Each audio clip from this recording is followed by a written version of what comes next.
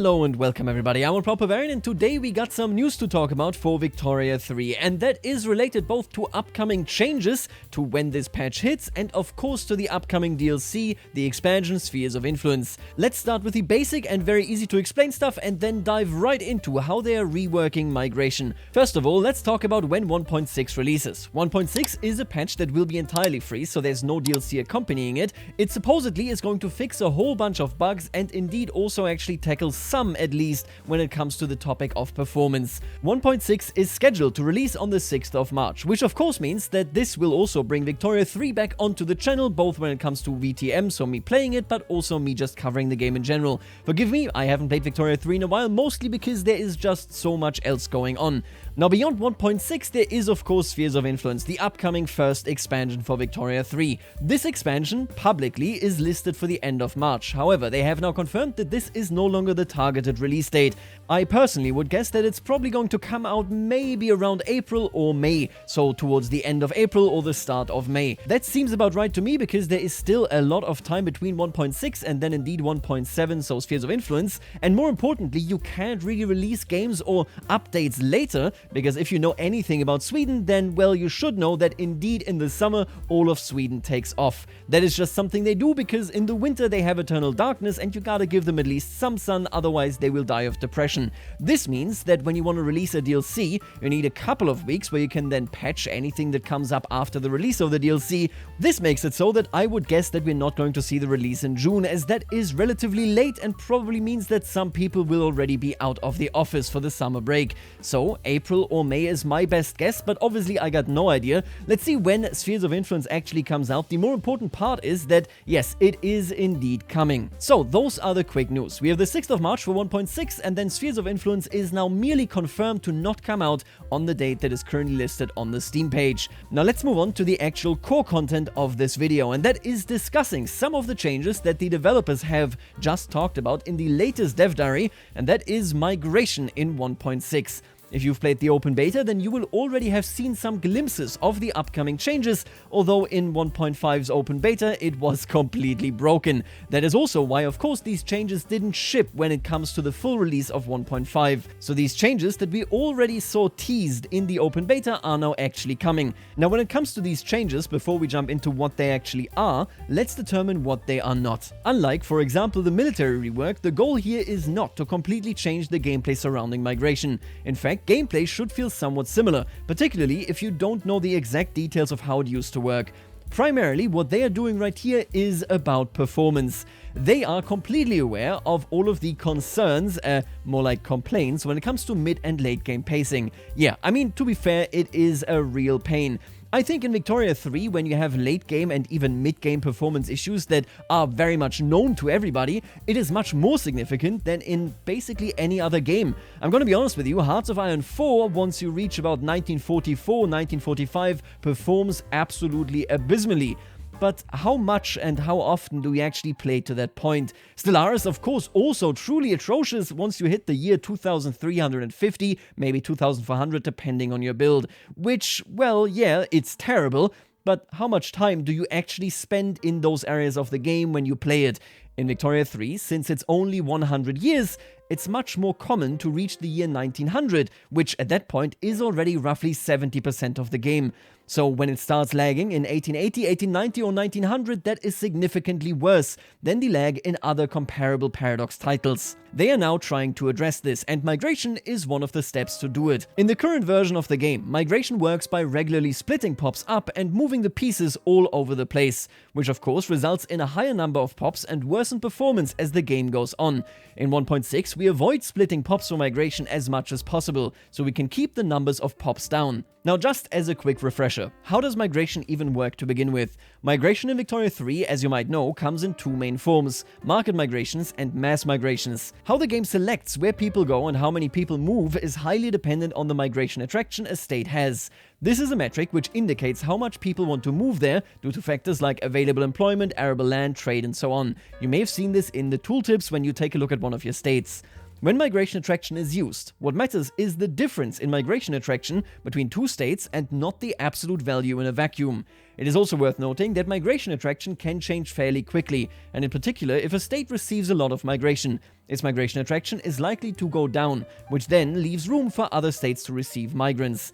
Finally, we'll often see mentions of terms like POPs, number of POPs, population, and so on, and it is good to understand the difference between them. A POP, also known as a part of population, that is literally an acronym by the way, is a segment of a population with a specific job, culture, religion, living in a particular state and working in a specific building. For example, Swedish Protestant engineers working at a tooling workshop in Stockholm. The number of POPs is how many different unique POPs we have in a building, state, or even the whole game. This means that if the tooling workshop above employs both Swedish and Norwegian engineers, then the number of engineer POPs in that building is 2. Lastly, population is how many individuals we model through the use of POPs. Say that the total amount of engineers is 5,000. If they are all Swedes, then that is just 1 POP. If they are Swedes and Norwegians, that will be at the very least 2 POPs. And as mentioned, the more POPs, so part of population, you have, the worse will the game run. This basic explanation that I think too many people are not fully aware of is something that remains the same between 1.5 and 1.6. So what has actually changed then? On a very basic level, what you need to know about how the system used to work is that the game would pick small portions from a lot of POPs all over the place and then move them around between states. In other words, migration as a system was taking consolidated larger POPs and turned them into a larger number of smaller POPs, which is bad for performance. Imagine that basically there's a vacuum and it takes away a couple of units of POP from every POP in your country and then spreads them out as new individual POPs all over a different country. This, of course, has the effect that all of a sudden there are more POPs in the world than there were previously. What will now instead be happening is that when the game picks people to migrate, they will try to pick as many whole POPs as possible, sort them from smallest to largest, and start sending them to the new states. This means that they will remain 1 POP. Instead of 1 POP splitting and now there's a new POP in a different country, it will 1 POP simply moving entirely into a different location. Not just that, but when they arrive over there, they will also attempt to merge into existing local POPs, if indeed there are POPs with the same, culture, religion, and so on. Sometimes the game will still fragment POPs, for instance, if they're too large, but they will be trying to do so with much more restraint. So the big change here when it comes to performance will indeed be that there will just be fewer POPs created by migration. I'm going to be honest with you, I have definitely seen this. In Victoria Tweaks mod, there is of course a lot more migration going on. That is exactly what the balancing intends. And yeah, that means there is a bigger slowdown than in vanilla. Of course, in Victoria Tweaks mod, you just in general will have a higher population count, which also means you will have more POPs, so performance suffers a little. This is just the way it is. The more it can be avoided though, the better it will be. Now, this is not the only thing that changes, they're also changing how migration destinations are picked.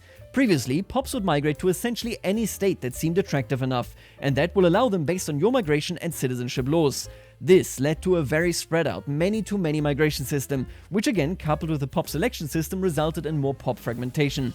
In the new system, the game only allows POPs to migrate to states with a so-called cultural community for the culture that POPs belong to. If there happen to be multiple available cultural communities, the game will send migrants to all states within a certain margin of the highest migration attraction state, distributing them according to their migration attraction, and if they're actually able to take in that many migrants. So that means that you can still see migration into several states, but it will be entirely to states that have a cultural community.